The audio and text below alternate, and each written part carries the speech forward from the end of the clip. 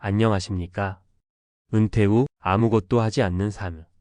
이 정말 당신이 꿈꾸던 삶이 맞습니까?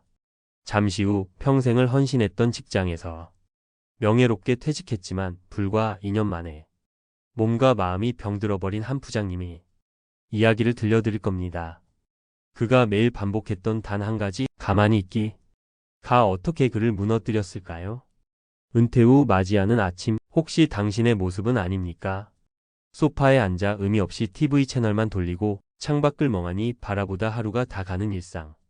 갈 곳이 없고 할 일이 없으며 만날 사람이 없다. 많은 은퇴한 남성들이 겪는 산무현상입니다. 이것은 단순히 외롭다는 감정의 문제가 아닙니다. 전문가들은 이를 리타이어먼트 블루라고 부릅니다. 내 몸과 마음을 조용히 하지만 확실하게 병들게 만드는 아주 위험한 신호입니다. 우리는 흔히 은퇴 후의 쉼을 복이라고 생각하지만 어쩌면 그 쉼은 서서히 나를 잠식하는 독이 될 수도 있습니다. 여기 평생을 가족과 회사를 위해 헌신하고 명예롭게 퇴직한 김성철 부장님이 있습니다. 그의 은퇴 계획은 소박했습니다. 매달 나오는 국민연금 120만 원과 그동안 모아둔 약간의 저축, 번듯한 집 한 채가 있으니 이 정도면 아내와 조용히 여생을 보내기에 부족함이 없으리라 믿었습니다. 하지만 현실은 그의 생각과 너무나도 달랐습니다. 하루 종일 집에만 머무는 남편을 보는 아내의 시선은 점점 싸늘해졌고 사소한 다툼이 잦아졌습니다. 각자 살기 바쁜 자식들은 안부 전화 한번 하기가 힘듭니다. 회사 동료들과의 연락도 자연스레 끊겼습니다. 평생 명함 하나로 유지되던 사회적 관계가 신기루처럼 사라지자 그는 순식간에 세상에 홀로 남겨진 투명 인간이 된 기분이었습니다. 더 큰 문제는 건강이었습니다. 끝을 알 수 없는 무기력감과 우울감이 찾아왔고 집 밖으로 나가는 일이 드물어지자 활동량은 급격히 줄었습니다. 그러자 평생 모르고 살았던 혈압과 당뇨 수치가 위험 신호를 보내기 시작했습니다. 전문가들이 말하는 병적 노화가 김성철 부장님에게서 시작된 것입니다. 결정적으로 무섭게 오르는 물가와 예상치 못한 병원비 지출에 월 120만 원의 연금은 턱없이 부족했습니다. 그는 평생 성실하게 살아왔다고 자부했지만 어느새 OECD 최고 수준인 한국 노인 빈곤율 40.4%라는 통계 속의 한 사람이 되어가고 있었습니다. 김성철 부장님만의 이야기일까요? 절대 그렇지 않습니다. 가정의학과 전문의들은 단호하게 말합니다. 노화는 누구에게나 찾아오지만 그 속도는 전적으로 개인의 노력에 따라 달라진다고 말입니다. 어떤 사람은 70세에도 청년처럼 활기찬 성공적 노화를 이루는 반면 어떤 사람은 은퇴와 동시에 신체 기능이 급격히 떨어지는 병적 노화, 즉 노쇠의 길로 들어섭니다. 한 10년간의 추적 연구에 따르면 꾸준한 신체 활동을 포함한 좋은 생활 습관을 유지한 노년층의 사망률은 그렇지 않은 경우보다 약 20% 이상 낮았다고 합니다. 이 말은 즉 은퇴 후에 가만히 있는 것은 내 건강 수명을 내 손으로 단축하는 것과 다름없다는 뜻입니다. 몸만 병드는 것이 아닙니다. 마음과 지갑도 함께 병들어갑니다. 이 영상의 제목이 왜 월 200만 원인지 아십니까? 이는 단순히 용돈벌이를 하라는 의미가 아닙니다. OECD가 발표한 통계에 따르면 한국 노인의 상대적 빈곤율은 40.4%로 회원국 평균의 약 3배에 달합니다. 여기서 말하는 상대적 빈곤선이 바로 월 소득 약 100만 원입니다.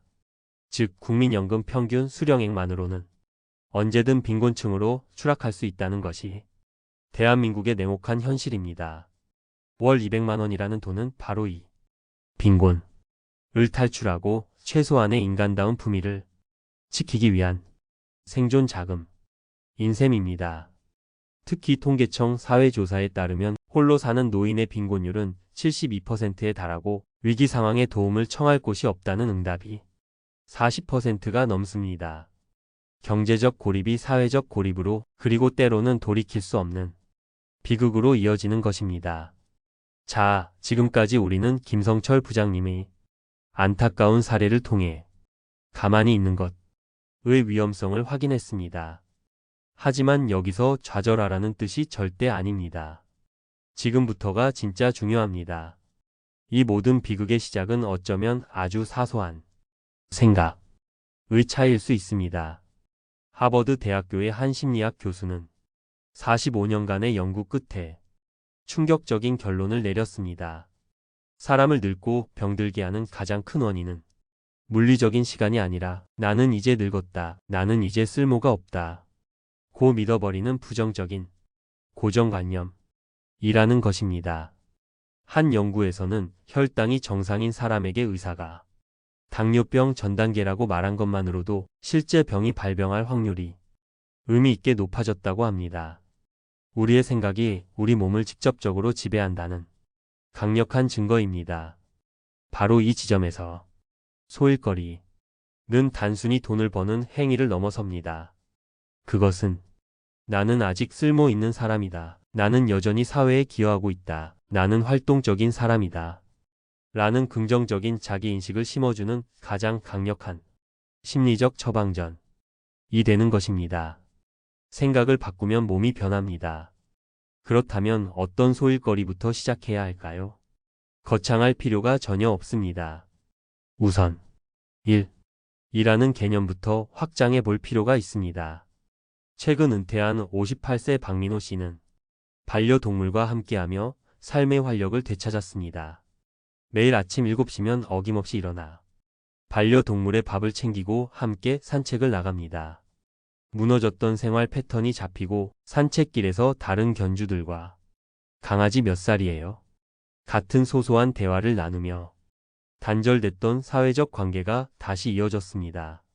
실제로 한 영국 대학의 연구에 따르면 반려견을 키우는 사람은 그렇지 않은 사람보다 걷기 활동량이 2배 이상 많아 신체 건강에도 탁월한 효과가 있다고 합니다.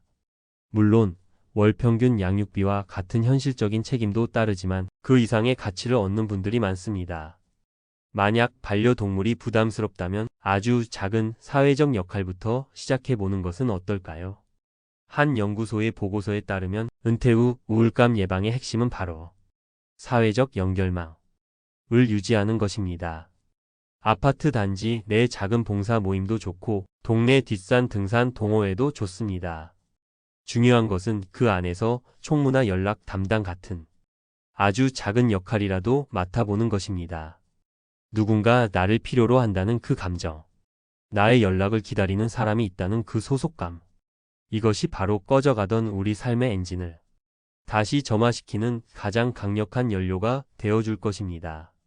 오늘 우리는 은퇴 후 가만히 있는 것이 우리의 몸과 마음 그리고 지갑까지 얼마나 위험하게 만드는지 함께 살펴보았습니다.